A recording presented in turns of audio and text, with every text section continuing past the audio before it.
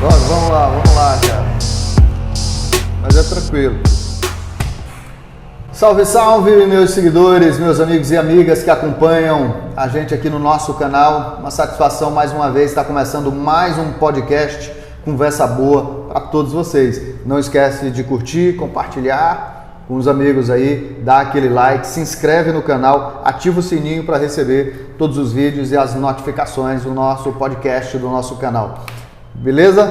Tranquilo? Hoje eu tô vindo aqui a Luiz Correia, no litoral do Piauí, essa cidade belíssima da planície litorânea do Piauí, uma das cidades que compõe aqui esse eixo turístico que integra até a Rota das Emoções, e estou sendo recebido aqui por essa figura, Dr. Rafael Silva. Esse é o cara, né? Dispensa o doutor. Ó. Pronto.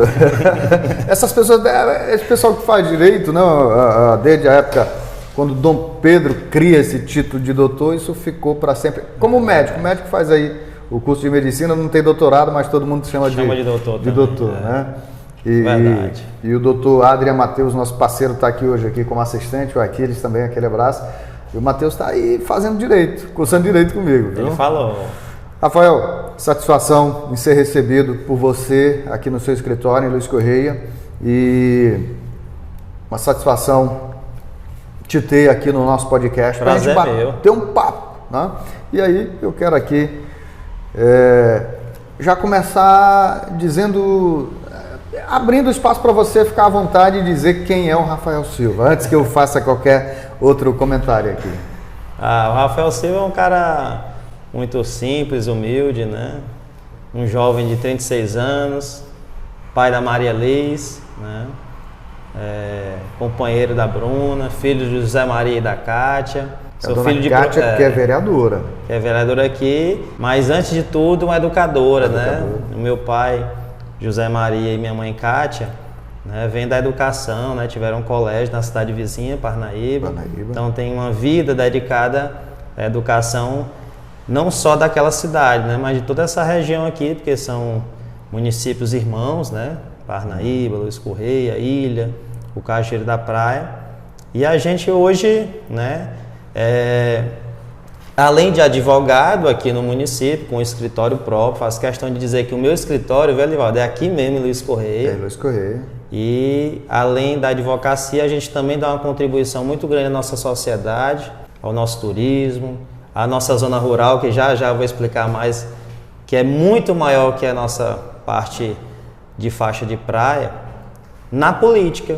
Né? Então hoje a gente tem a satisfação e o prazer de contribuir com a política também aqui do nosso município, atualmente sem mandato. Perfeito, mas já foi vereador aqui, sim. Vereador atuante, chegou a ser premiado pela atuação parlamentar aqui em Luiz Correia, e a gente te acompanha aqui na rede social e vê que você é um cara bem simples, posta coisas do seu dia a dia, do teu cotidiano, né? Isso é legal, é um cara perfeito. O que eu faço hoje, né, o meu dia pela manhã é atendendo aqui no escritório as pessoas, né, tanto clientes como também os nossos amigos, eleitores, correligionários de todos os lugares de Luiz Correia, né? Então, como eu falei, a nossa zona rural aqui, ela é muito maior do que a zona urbana.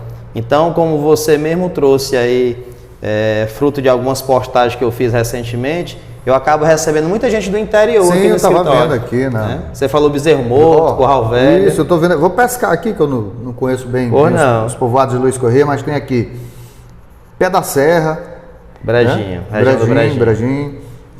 O Pé da Serra, para você ter uma noção, o Pé da Serra, que é ali após o Brejinho, Jacobina. Já está a mais ou menos 80 quilômetros de distância aqui da sede. Distante, é muito distante. Estou indo para lá daqui a pouco. Como é que é o acesso? O acesso é bom? Hoje nós temos estrada, né, fruto, né, da administração do finalzinho da gestão do Zé Filho, enquanto governador do estado, e a última gestão do Wellington Dias. Né? Fizeram uma estrada que liga a saída da zona rural de Piracuruca, passa por Cocal, cruza a região do Brejinho, que é a nossa zona rural, que é onde tem esse povoado, e sai o próximo aqui a Barra Grande, que é território de Cajueiro da Praia. Né? Aqui o governo do estado é bem presente, né, Rafael? Existem reclamações, né? Você sabe que fazer gestão não é fácil, né? Existem muitas demandas e se faz gestão buscando prioridades, né? Mas ultimamente nós tivemos, além desse acesso por asfalto, que melhorou muito a zona rural, né, nós também temos outros braços do governo do estado chegando ao litoral, que é uma reclamação que era de décadas, que é a falta de água aqui, principalmente também na zona rural. Além de faltar água aqui em feriados e todo mundo reclama, os turistas, né? Mas a nossa zona rural não tem água boa, Livaldo. Você vai bem aqui na Carapeba, você anda aqui 15 minutos aqui de carro rumo a Barra Grande, você tem um povoado chamado Carapeba, essa região toda, se você furar poço, não dá uma água boa, dá uma água salobra. Então precisa de água tratada. E o governo do estado agora está cumprindo, está levando a adutora do litoral. Você acompanhou aqui a comitiva do governador, exato, né, para a implantação dessa adutora, a adutora do litoral. Isso. Realmente uma reivindicação antiga aqui. E Luiz Correia, como é uma cidade turística, compõe a Rota das Emoções aqui, está dentro dessa rota, né? Precisa de ter essa infraestrutura pública básica funcionando, e a água, claro, é uma coisa básica, né? E isso passa pelo governo. Acho que por isso que você milita dentro da política aqui, mais por essa insatisfação com algumas coisas básicas que não funcionam, e a gente quer entrar, eu acho que é o seu caso, quer entrar para poder fazer essa coisa acontecer. Isso é verdade. O município de Luiz Correia é muito carente de muita coisa, né? Se você conversa aqui com o Matheus, como você chama, eu chamo de Adrian, né? Que mora aqui no centro da cidade, ali no bairro Triângulo, você tem várias demandas. Você conversa com uma pessoa bem aqui da zona rural, mais próxima, que eu chamo de zona rural 1, né? Que é essa região do Curral Velho, do Bezerro Morto, Carnaval. Você tem outras demandas também, né? Você conversa com o pessoal lá da região do Brejinho, que é essa região mais distante, do Pé da Serra que você falou aqui. Tem outras demandas também, mas existem alguns pontos, algumas demandas que são históricas, né? Então, a falta de água nessa zona rural. As pessoas possuem cisternas na zona rural para coletar água da chuva. E no período mais quente do ano, que é depois de agosto ali em diante, essas pessoas têm que adquirir carro-pipa para beber, para cozinhar. Então, é uma realidade muito complicada, né? Então, só o fato de estarmos na beira da praia, né, com excesso de água, mas essa água do mar não resolve o problema de beber. E outro ponto aqui na cidade é essa questão turística, né? Então, Luiz Correia já provou, né, há muito tempo atrás, provou de uma pungência na questão da economia da cidade por conta do turismo. E isso, no passado mais recente, nessa última década, deixou um pouco a desejar, e a economia do município sentiu bastante, né? Pra você ter uma ideia, nós somos o 16º município mais povoado do estado. Mas em economia nós estamos lá em 22º, salvo engano. Fica muito dependente de Parnaíba, dependente da capital, né? Demais, muito dependente de Parnaíba, né? E olha que no passado, a gente conversando aqui antes de entrar, no século XIX, metade do século XIX, isso aqui teve uma importância muito grande com a atividade portuária, passava por aqui. Tem até uma relação com Tutóia, eu sou de Tutóia, no Maranhão, por essa atividade portuária que tinha aqui, Parnaíba, o Porto de Parnaíba, né? O Porto de Parnaíba, Luiz Correia e Tutóia, eles tinham essa relação, né? E os navios que atracavam aqui, os vapores que atracavam aqui, além de fazer a linha aqui do Pará até o Rio de Janeiro, a capital, tinha a linha internacional, e esses navios acabavam atracando aqui nesta região. É interessante você puxar essa questão histórica. Agora, recentemente, eu estava na inauguração da ZPE, né, que é a Zona de Processamento e Exportação, bem aqui em Parnaíba, na saída da cidade, né?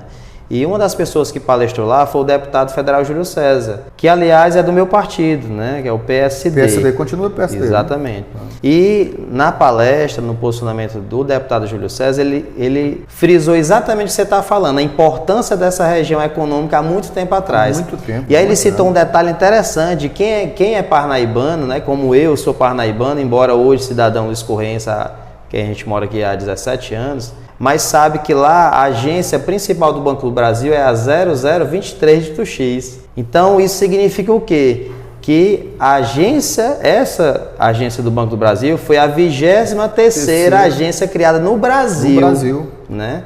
Tal qual a importância que era economicamente essa região. né? Então, foi algo que, digamos assim, foi um pouco perdido, né? Está sendo até resgatado mais recentemente. A economia parnaibana está voltando à sua pujança, não mais pela indústria, agora pelo comércio. Né? E tudo isso fortalece toda a grande região e aí inclui a gente aqui em Luiz Correia, graças a Deus. E aqui Luiz Correia tem, aliás, a história também conta isso, que Luiz Correia foi adquirida pelo Piauí exatamente porque o Piauí não tinha litoral. Exato. Praticamente isso aqui pertencia ao Ceará, né? Aqui Luiz Correia tem praticamente 40 quilômetros de litoral, e isso é que faz toda a diferença no litoral do Piauí, que, salvo engano, é 60 quilômetros. 66 quilômetros, bem pequeno, né, comparado com o menor do Brasil. E Luiz Correia é muito importante nisso, ou seja, a importância de Luiz Correia para o Piauí é tamanha. E claro, a gente não pode fugir dessa discussão política, de dizer que precisa, claro, de uma administração que tem uma visão ampliada, uma visão aberta para que o município possa crescer.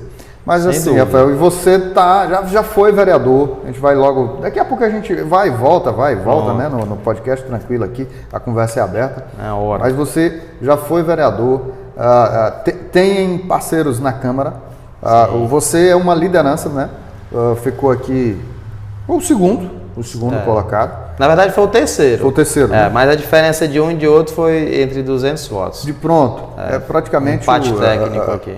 Mas você aqui, pelo que a gente observa, exerce a grande liderança de oposição e não só de oposição, mas um nome que se projeta para tentar desenvolver um bom trabalho aqui em Luiz Correia. Né? O futuro a Deus pertence, né? Mas o que a gente faz, Elivaldo, aqui é realmente tirar um pouco do tempo que você tem durante o dia e contribuir para que a nossa sociedade, o nosso entorno seja um pouco melhor amanhã melhor do que é hoje, né? Então, assim, fui vereador, como você bem colocou, de 2017 até 2020. Da onde é que você pode me perguntar? E da onde é que veio isso? Eu ia te perguntar. A tua família o meu pai foi vereador no passado, né? Então, na década de 90, que morávamos lá em Parnaíba, meu pai foi vereador. Mas lá ou aqui? Lá, por 2 mandatos. Na terceira disputa dele, ele perdeu, né? Depois a minha mãe ainda, na época, ela tentou, mas não logrou êxito. E aí a política veio disso, né? Mas por conta desse passado de derrotas lá atrás, a gente se saiu da vida pública por muito tempo, né? E aí foi o tempo que era adolescente, fui estudar fora, me formei primeiro em comunicação em Teresina, só depois que eu fiz o direito. Legal. Né? E foi o tempo que nós viemos morar aqui em Luiz Correia. Eu montei meu escritório já estruturado, onde você está conhecendo aqui. E aí despertou novamente a possibilidade, né, do município carente que é Luiz Correia, da gente estar agora já estabilizado, com a profissão, dar uma contribuição. Foi mais uma iniciativa própria ou amigos aqui que chegaram e disseram, não, a gente tem que entrar? Eu confesso que foi uma iniciativa própria, né? Eu lembro que eu estava em casa com meu pai ali no final de semana, se confraternizando, ele e minha mãe apenas, e eu exteriorizei isso para ele. Muita gente, é até bom a gente falar isso, porque muita gente acha que o fato do meu pai ter sido político lá atrás, nesse momento ele que me incentivou, né? Não. Mas o incentivo dele veio posteriormente o meu start. Eu que disse, pai, eu quero disputar, né, uma vaga para a Câmara Municipal, quero ser vereador.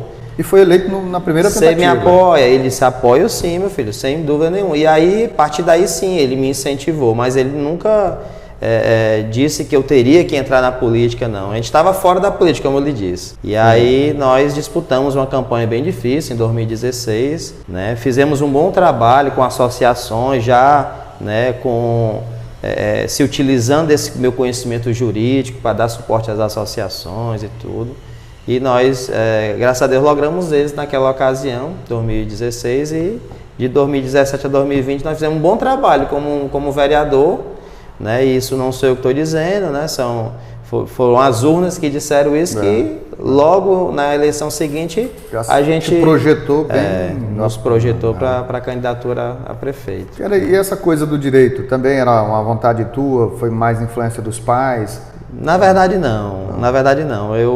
eu fiz direito, digamos assim, para preencher um tempo livre que eu tinha na época. Eu trabalhava com meu pai aqui no depósito, que ele tem um depósito, tem um depósito de material de construção, na época era maior, hoje é bem menor. Ele está aposentado, enfim. E o tempo livre à noite, né, eu estava me sentindo ocioso. E mesmo com a primeira formação em comunicação e tudo, eu sem exercer a área, eu estava no comércio, eu falei assim, eu vou preencher o meu tempo aqui. Mas com o quê? Aí surgiu a possibilidade da época, a instituição de ensino superior particular abriu vaga para portadores de diploma, né? E aí eu fiz lá uma prova simples de redação e comecei o curso de Direito, né? Mas sem pretensão nenhuma em advogar. Mas me apaixonei, soube que você é apaixonado também pelo Direito. A gente vai conversar com ele aqui, Matheus, para falar desse Direito, cara. E Rafael, então o Direito ele é apaixonante mesmo, né? O Matheus... Para mim foi, né? E advogar acima de tudo, né? Eu nunca quis concurso, desde o início eu queria advogar. Mas deixa eu te perguntar uma coisa aqui que a gente sempre conversa, discute na sala de aula. Muitos dos nossos colegas, e isso é natural dos alunos que ingressam ali no Direito, quando o professor questiona, você quer ser o quê? Aí todo mundo quer ser juiz, promotor, delegado, não sei o quê. É a maioria. A maioria.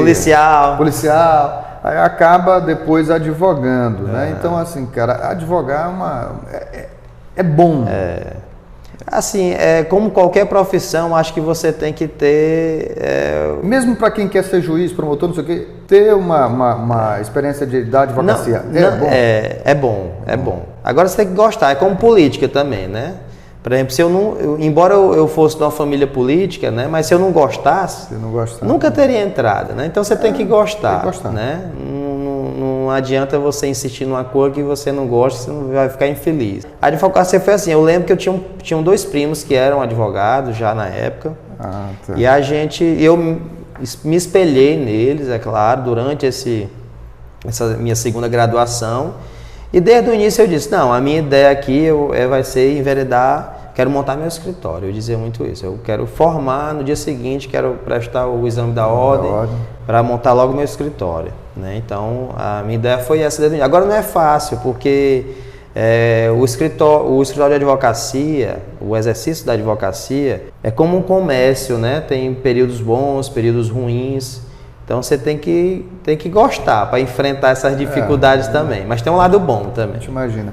A tua área de atuação aqui atua em vários ramos do direito? Tem um ramo específico? Tem. A gente atua mais na área civil, né? Civil. A área criminal não é minha praia, né? E a gente tem uma parceria muito grande aqui com a doutora Josiane, que é luiscorreense também, estudou comigo e hoje nós construímos essa parceria muito grande na área previdenciária e na área trabalhista, né? Então, nós somos um escritório hoje que pega causas cíveis em geral. Nós temos muito problema de briga de terra aqui. Aqui tem? Demais. E causas cíveis e previdenciárias, né? É o que é o nosso foco aqui no escritório. E na faculdade, assim, tu achava que ia atuar em quê? Gostava mais de quê? Gostava do penal, como muita gente gosta? Demais, né? A gente se apaixona logo pelo direito penal, direito criminal, né? Primeiro que são logo os melhores professores, né? Que fazem com que a gente se apaixone com a matéria, né? Mas uma coisa é a teoria, é estudar, né? Outra coisa é quando você começa a advogar na prática. Né? Então, quando eu comecei a advogar, eu achava que eu ia enveredar também para o direito criminal, mas infelizmente não, né? Foi a área civil que me chamou a atenção, que era algo que eu não tinha tanta paixão lá na época da faculdade. Interessante, né? Mas os professores brincam que a gente se apaixona pelo penal e acaba casando no civil, com o civil. Mas é verdade, no meu caso foi isso mesmo. Então, assim, Rafael, já prestou concurso? Tem vontade de prestar concurso nessa? Quando eu comecei a estudar Direito, eu fui chamado no concurso da Eletrobras, da extinta Eletrobras, né? E eu tinha feito esse concurso 4 anos antes, né? Eu fui chamado ali no finalzinho, antes de... Como é que a gente chama? No finalzinho do período vigente do concurso, né? E aí, tanto é que eu não terminei meu curso em Parnaíba de Direito. Eu tive que transferir para Piripiri, que eu fui lotado na Equatorial, na Eletrobras, lá na cidade de Piripiri. Passei 1 ano em Pedro II e depois 4 anos em Piripiri. E eu terminei minha faculdade lá, né? Na época eu estudava muito para concurso, né? E depois que eu me apaixonei pela advocacia, né? Pela possibilidade de advogar, ainda como estudante de Direito, aí eu não estudei mais para concurso, né? Eu não me vejo mais estudando para concurso. Respeito muito, acho muito bom você buscar a sua estabilidade, né? Mas eu estou muito bem como advogado. Mas se encontrou na advocacia, Perfeito, né? Encontrei. E agora militando na política. Exatamente. Você acaba tendo mais tempo também, né? Para fazer o que também gosta, que é a política, né? Cara, agora vamos entrar mais nessa tua vida pessoal aí. Como é que foi a adolescência, a infância aqui? Tranquila? Era em Parnaíba, né? Não, minha infância foi toda aqui. Assim, embora eu tenha nascido lá, né? Mas meu pai sempre teve casa aqui, né? Então eu costumo dizer, eu dizia isso muito nas minhas reuniões, quando eu era desconhecido, buscando aquela eleição de vereador. Eu dizia que eu dava o nome de algumas pessoas chaves aqui em Luiz Correia para que as pessoas tivessem a ideia de que realmente eu conheço a cidade desde pequeno. E eu dava referência ali do seu Larronde, do seu Medeirinha, que tem um bar aqui na orla de Atalaia. Eu conheço aquela orla ali, como poucas pessoas conhecem, né? Ali na areia ainda, no barzinho de um nativo, que pescava com sua canoa ali o peixe ali para fazer 9, 10 horas, meio-dia para o cliente. Então nós sempre tivemos casa aqui, primeiro no Coqueiro, depois no Pé de Moço, depois aqui na Atalaia, tivemos aqui no centro, agora nós estamos na Atalaia de novo. Ou seja, então 3 meses da minha vida, todos os anos, eu sempre passei em Luiz Correia. Né? Por quê? Porque eram os meses de férias escolares. Meses de férias escolares. Então não tinha jeito. Então, fim de semana também, né? Fim de semana. Fim de semana. Então a nossa relação com o Luiz Correia foi desde pequeno. E aí essa Luiz Correia do teu tempo de menino, de adolescente, de jovem, para agora, o que tu acha que mudou? Mudou muito ou ela... Eu costumo dizer o que eu falei inicialmente. Eu vi uma Luiz Correia lá atrás que, embora com poucos investimentos, ainda uma cidade muito provinciana, mas ela provou de uma pujança na sua economia, pela questão do turismo, né? E hoje diminuiu mais isso, né? É claro que a gente não pode descartar outros fatores externos, como o crescimento da Barra Grande. Quando eu era pequeno, ninguém sabia nem onde era o Cajueiro da Praia, porque nem cidade era. Não, se bem que cidade já era, né? Porque eu tenho 36 anos, o Cajueiro deve ter mais ou menos isso também, né? Então, assim, mas não se tinha conhecimento da Barra Grande, de outras, né? O Coqueiro já sim, o Coqueiro já existia, mas o Coqueiro era Luiz Correia, né? Então, você tinha um foco maior aqui nessa região da Atalaia, que a Atalaia, ela deu renda por muito tempo à maior parte da população luiscorreense. Nós vivíamos de turismo e de pesca. Essa é a nossa atividade principal aqui, né? Mas nós estamos precisando avançar hoje. Precisa avançar. E assim, além do turismo e da pesca, qual é a outra atividade, a outra vocação econômica que pode ser explorada para Luiz Correia? Pouca gente sabe, que não conhece a nossa história, mas é a questão da agricultura e da pecuária. A nossa zona rural é muito grande.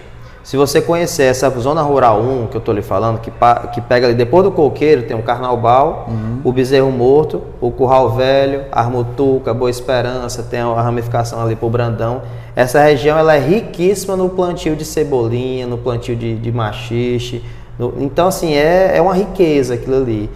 Todos aqueles sacolões de Parnaíba e daqui compram o maxixe, o quiabo e a cebolinha nosso aqui da zona rural. Então tem um potencial agrícola a ser explorado muito grande. Muito grande.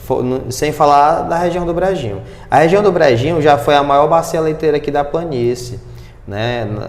Você pega aqui 15, 20 anos atrás, a região da bacia leiteira do Brejinho, que é Luiz Correia, era mais ou menos 10 mil litros de leite dia, né? Hoje a região faz 10 mil litros de leite a cada 2 dias, é só mais ou menos essa a comparação, né? Então diminuiu um pouco, então como você falou, potencial nós temos, né? Então aqui, além da pesca, do turismo, tem o potencial agrícola muito grande. e pecuária. Né? Cara, que legal. Então, assim, tá faltando mesmo um pouco de vontade de fazer, então. Planejamento, né? Incentivo a todas essas áreas aí. E como a gente volta a falar, como Luiz Corrêa, essa cidade, com todo esse potencial, com toda essa característica turística que tem do lado de Parnaíba, precisa crescer, tem potencial para crescer e eu acho que pode, claro, explorando isso aqui com planejamento. Com certeza. Luiz Corrêa certamente será uma grande cidade do Piauí. Com certeza, e eu digo mais, eu costumava dizer isso nas minhas reuniões políticas, né? Luiz Corrêa, ao contrário de muitas cidades, tem muita pessoa torcendo para isso aqui dar certo, porque todo mundo no Piauí e ainda cidades adjacentes de estados vizinhos, como o Maranhão, como o Ceará, tem um pedacinho do seu coração aqui em Luiz Corrêa, seja porque vem para casa de um amigo, seja porque tem uma casa aqui de um parente ou uma casa da família. Então, tá sempre aqui. O carnaval daqui, antes dessa pandemia, é um carnaval muito falado, muito comentado no Brasil inteiro. Inclusive no Maranhão, muita gente vem para cá nessa época, isso aqui lota, né? Eu vi uma reportagem uma vez, um ano desses aí que eu não recordo, que aqui faltou o básico, gêneros alimentícios no supermercado. Né? Tamanha que era a festa que Luiz Corrêa comportava aqui. E isso movimenta a economia. Sem dúvida. Isso gera emprego, gera renda. Nós tínhamos duas datas que eram casa cheia. O Réveillon aqui era muito forte, né? Acho que pós-pandemia tende a retornar isso aí com muita força.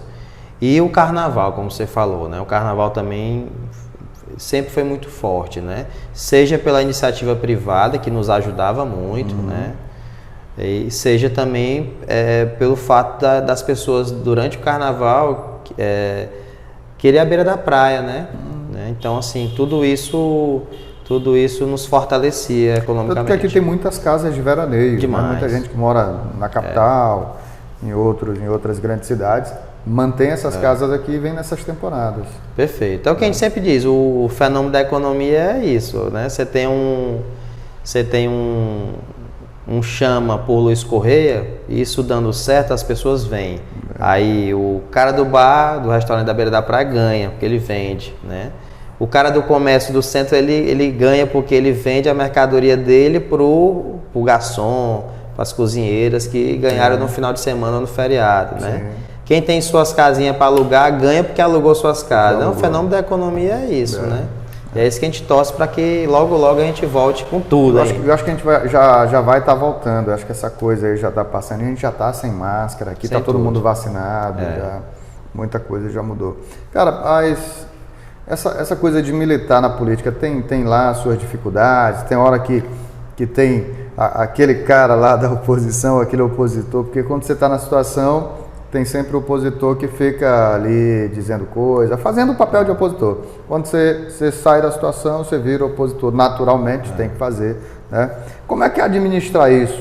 Você que já teve mandato, era do governo, do prefeito? Não. Foi bem no início, depois rompi, né? Virei oposição. Conta essa história, como é que é? Às vezes a gente ganha com o prefeito, aí rompe, a coisa não bate.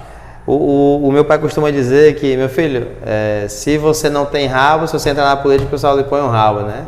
Mas é isso mesmo, assim, quando eu me elegi vereador, nós se elegemos do lado de uma determinada pessoa que eu costumo dizer que é o tal do estelionato eleitoral, né? Não sei se caracteriza 100% isso, mas você tem que ir para a gestão, primeiro com os mesmos soldados que foram para o campo. Isso aí, né? Você tem que... Porque como é que você está com um grupo de pessoas ofertando, né, para as pessoas uma esperança que aquilo vai mudar com aquele time ali, e depois quando assume o time é outro, então isso é um problema. Fica difícil de compreender. Fica difícil de compreender, né? Então esse é um ponto, né? E aí, respondendo aquela sua primeira pergunta, e como é que é administrar essa questão de oposição, de críticas, né, que a gente sofre muito? No início foi bem difícil, né? Era a minha primeira experiência. Eu confesso que a gente chega até a adoecer, né, quando lê alguma coisa num blog assim criticando você, sendo que você tem toda a boa vontade de fazer algo pela sua cidade. Mas com o passar do tempo a gente vai se acostumando, que isso faz parte da vida pública mesmo, né? Você tem que, embora você não concorde, mas você sabe que a vida do político ela é pública mesmo, né? E às vezes tem uns caras que acabam indo para o lado do sensacionalismo, inventam uma história, criam um factoide aqui, bota na mídia porque dá acesso, porque dá ibope. Demais. Mas ele sabe que no fundo não é verdade, faz para atacar e depois pode até se retratar, mas a merda já foi feita. Põe apelido na gente. Quando não xinga mesmo, né, algo debochado, né, chega até sair da esfera política e entrar na esfera criminal, né? Verdade. Eu confesso que em alguma ocasião eu já registrei um boletim de ocorrência por difamação, calúnia, né? E isso mexe muito com a gente, mas nós temos que se acostumar e é claro que os excessos nós temos que procurar sim o nosso direito para que isso seja punido, né? Porque é o tal das fake news que a gente combate tanto hoje, né?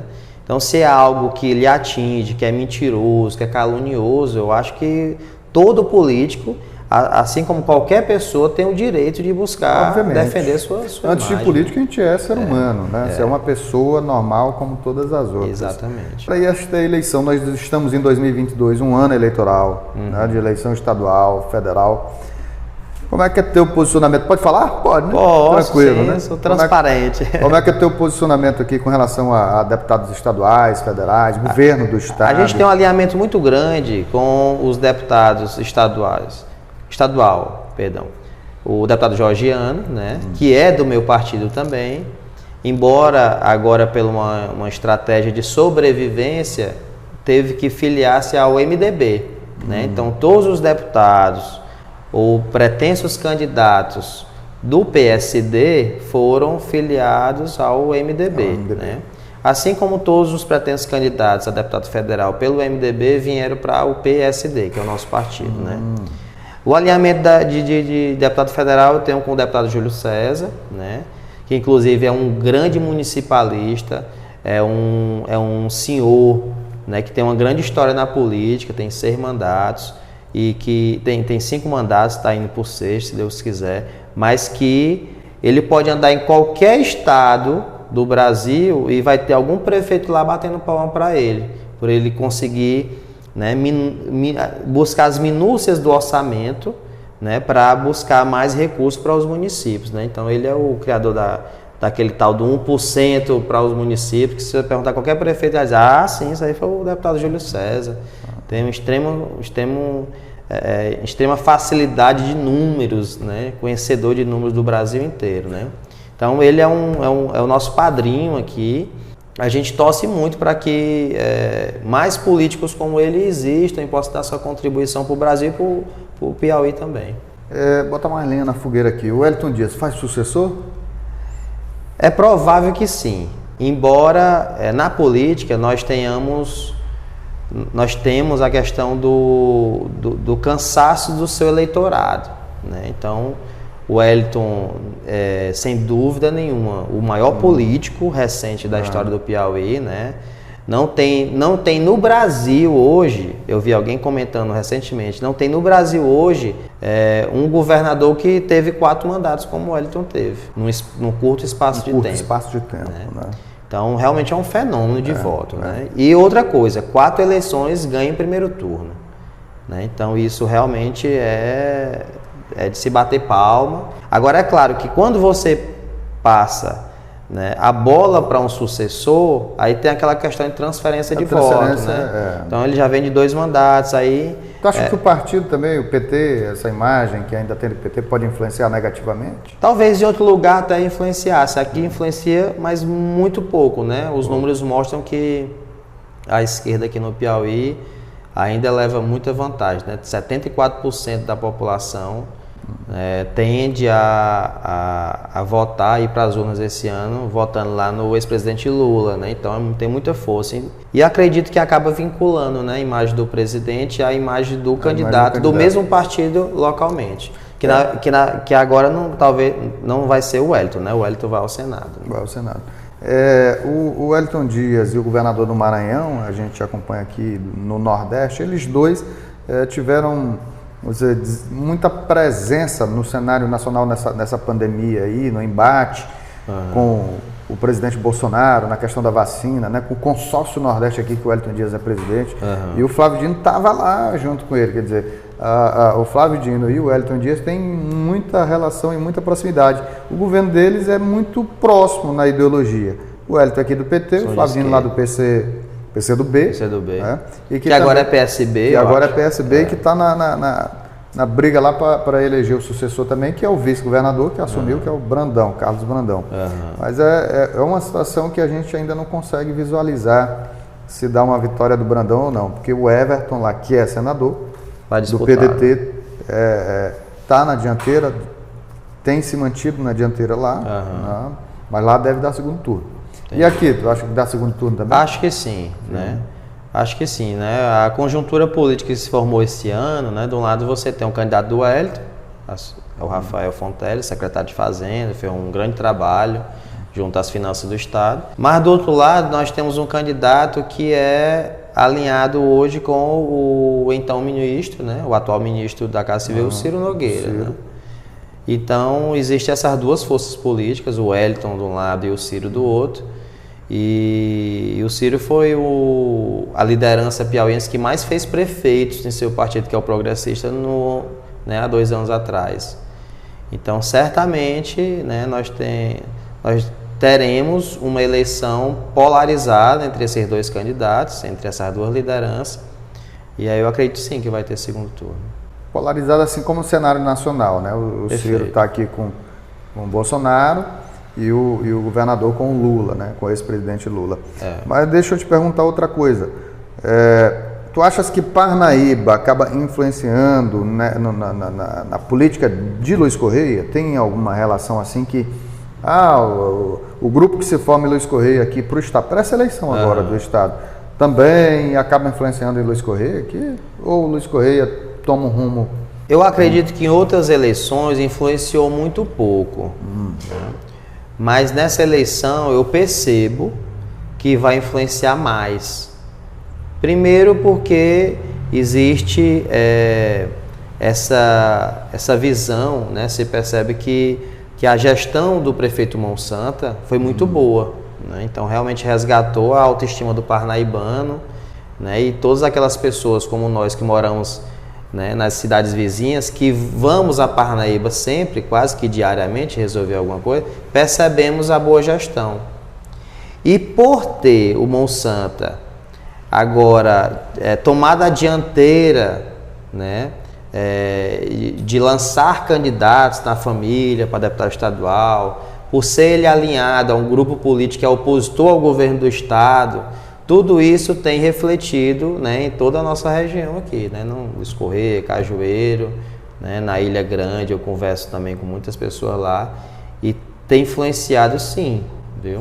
E o Monsanto é um político experiente, já foi governador, deputado, senador, prefeito de Parnaíba por quantos mandatos? Não sei. Eu confesso que eu lembro de um, né? Não sei se o Monsanto se reelegeu prefeito e depois alçou a candidatura de governador. Confesso que eu fiquei em dúvida agora. Ele tem a filha agora, né? Candidata. Eu lembro das carreatas, quando o Monsanto ganhava, meu pai era... Tudo ele inaugurava, tudo ele faz festa, né? O Monsanto é meio... Tem uma particularidade, ele é um político assim com um jeito bem particular, bem dele mesmo. Até as coisas que ele fala é bem particular, né? Ele tem umas tiradas dentro da política que é bem característica dele. E ele lança agora a Gracinha. Agora eu acho que ela parece que perdeu espaço, ia para deputada federal, agora já vai para estadual, está num partido que não sei se vai ajudar muito. Que é o Progressista do Ciro. Eu digo pelos candidatos que estão dentro da composição lá. Uma candidatura de deputado estadual não é fácil, né? Quando você entra a primeira vez, porque você não tendo base espalhada por vários municípios do estado, então você tem uma dificuldade, tem que furar em muitos lugares, né? Além do mais, o governo tem maioria de oposição na Câmara de Vereadores, isso também pode dificultar. Não é uma parada fácil, né? O que ela tem de de vantagem é o fato de ter um colégio eleitoral, o maior colégio eleitoral do Piauí está lá, né? O pai é prefeito, então isso ajuda, isso é o que está ajudando, né? Ajuda, com certeza. E no cenário nacional? Esse cenário nacional também está polarizado. Polarização. Lula e Bolsonaro, quem é que ganha? Direto. Não, segundo turno, viu? Segundo turno. Não tem como, eu não arrisco palpite não, né? Você verifica que o Lula está na frente nas últimas pesquisas, né? Mas você vê um crescimento também do presidente Bolsonaro. Aqui e acolá você vê pesquisas com números bem distorcidos, bem distantes um dos outros, então você acaba não tendo confiabilidade, né, em uma pesquisa ou na outra. Então eu confesso que vai ter um segundo turno, vai ser uma campanha muito polarizada. Né? E acho que vai ser parecido com a minha campanha aqui de prefeito. E vai ser voto a voto. Voto a voto. É o segundo turno entre Lula e Bolsonaro mesmo, né? Não tem. Sim, sem dúvida. Não, nessa polarização não tem espaço para a terceira via, infelizmente. Ciro ali não tem muita chance. Não. Inclusive o Sérgio Moro, que desistiu da candidatura, realmente ele tinha a cara de uma terceira via, porque ele foi o juiz que condenou o Lula. E ele foi o cara que foi ministro do Bolsonaro e brigou com o Bolsonaro. Então ele não era realmente nenhum nem outro, né? Mas infelizmente não emplacou. Agora essa retirada dele, declinação de uma candidatura de presidente para de deputado agora, ou senador, que ninguém sabe ainda, está mais para deputado, isso favorece o Bolsonaro? Eu acho que o que favoreceu o Bolsonaro já aconteceu, que foi a saída dele, da candidatura dele, da saída da candidatura dele de presidente, né? Porque ele tiraria voto do Bolsonaro. Eu fiz uma leitura de uma pesquisa recentemente, assim que ele desistiu da candidatura, que o voto que iria para o Moro migrou para o Bolsonaro. Então você vê claramente ali, você pega os dados da pesquisa anterior, com o Moro candidato ainda, e pega a pesquisa posterior e você percebe isso. Inclusive foi matéria e foi comentado isso na Globo News. Acho que o grupo do Lula ficou mais difícil a campanha do Lula por conta disso, porque realmente ele era uma terceira via que tiraria, em tese, voto dos dois, mas tiraria também do Bolsonaro. Porque o voto do Moro é muito parecido, é praticamente o mesmo voto do Bolsonaro. Esta união do Lula com o Alckmin, como é que você enxerga isso? Estão pegando muita pancada, né? Porque... Inclusive dentro do partido, lá dentro do grupo dele. Exatamente, não existe unanimidade nem dentro do partido. Aquele negócio, a estratégia política tem muito disso, de você dar um passo tentando agregar, mas tem aqueles que você acaba desagradando, né? Então, o que você deve fazer é, ao tomar essas decisões, tentar colocar, será que eu ganho mais ou eu perco mais, né? Para depois tomar. Então, que tem que medir, eu confesso que eu não consigo medir isso com a união do Alckmin com o Lula ainda. Mas estou acompanhando as pancadas aí que eles estão levando, porque no passado recente eles foram adversários, né? Então isso é bem complicado. Mas isso é natural dentro da política. Muitas pessoas, o povo comum, o eleitor comum, às vezes não compreende. Mas aqui mesmo, na esfera municipal, a gente precisa juntar muitas vezes com alguém que a gente foi opositor, porque tem gente que acha que o opositor é inimigo, não é inimigo, é um adversário político. Perfeito. Naquele momento não se concorda com as ideias dele dentro do grupo, mas num momento posterior pode estar casando, né? Com certeza, a política, dizem que é a arte de convergir ideias, é a arte de conversar, é a arte de unir o que é comum entre as partes, né? Então, essa é a grande justificativa lá da união do Alckmin com o Lula, né? Eu respeito, enfim, né? E o povo é que tem que, no final, dar o crivo, né? Mas a grande questão é a polarização. Quem vota no Lula vai continuar votando no Lula, quem vota no Bolsonaro vai continuar votando no Bolsonaro. A gente chama isso na pesquisa de firmeza do voto. Esse voto, quando o cabo diz que voto, não muda mais. Então, os indecisos é que vão definir essa campanha. Vão definir só lá no segundo turno. Só no segundo turno. Eu também acho que vai dar segundo turno. Também acho que vai dar. Perguntei aqui porque a gente precisa botar fogo nessa questão de escutar as opiniões. Mas, Rafael, para nós é uma satisfação, não sei nem quanto tempo que a gente já está conversando aqui, Matheus. 45. Pronto. 45 minutos. Vai chegar no 55, que é o número dele aqui. PSD 55. O promotor vem para cima de mim, viu? Mas é isso, eu sei que a gente está aqui conversando e você também tem outros compromissos, precisa visitar alguns amigos aí em algumas comunidades, e a gente compreende isso, e o nosso podcast tem essa característica, entre 40, 50 minutos, 1 hora, que é para ficar legal, para quem está assistindo não ficar de saco cheio, né? E a gente compreende isso, claro. Mas, cara, quero aqui te agradecer por ter conversado com a gente, por estar conversando com a gente, por fazer parte aqui desse nosso projeto na Rede Mundial de Computadores. E o legal disso aqui é que a gente está conhecendo pessoas, contando a história dessas pessoas, sem corte, sem filtro. É porque tem muita gente que edita, faz não sei o quê, a gente não. Aqui é sem corte, sem filtro. Tá? Coloca lá. Do jeito que é feito, a gente joga lá na rede. Legal. E a ideia é conversar com as pessoas, ouvir as pessoas, contar a história das pessoas e se colocar à disposição. Tá? Pronto. E fazer com que vocês se coloquem, se mostrem para o povo, além da tua rede social que já tem aí. Então, assim, meu irmão, te desejo boa sorte na caminhada, boa sorte nos negócios, no seu escritório aqui, que a gente vê bem estruturado, boa sorte na caminhada política aí, você é um cara que a gente tem acompanhado aí e tem... Eu não paro. Não para, a gente acompanha a tua rede social, tá reunindo com todo mundo, né? E tem boas lideranças aí que te acompanham, a gente vê isso. E tem, claro, os seus parceiros que estão dentro da política, né? Te dando esta base para continuar, né? E assim... A gente só se coloca à sua disposição e te deseja aí boa sorte e fica aqui o espaço aberto para você fazer qualquer outra consideração. Pronto, grande Edivaldo. Agradecer você aí, né? É um prazer recebê-lo aqui no escritório, né? O Adrian Matheus, né? Um grande amigo aí de caminhada, né? Seu filho, né? Quer ser delegado, é o Aquiles. Pronto. Esse quer ser delegado, Matheus. Isso aí é focado, viu? E aí é isso, eu acho que... esse bate-papo é interessante, o fato de ser o podcast algo, né, mais informal, até fiz questão de vir informal mesmo. Eu tô todo de camiseta. Pois é. Esse foi mais um Conversa Boa com Rafael Silva aqui em Luiz Correia para o nosso podcast. Um abraço. Losing time, I'm fading fast. I just wanna make it last. Try to let go of the past. I close my eyes, embrace the blast. Sleepless nights and headaches stack. Restlessness to hell and back. What's my purpose? What do I grab? A slippery surface, a heart attack.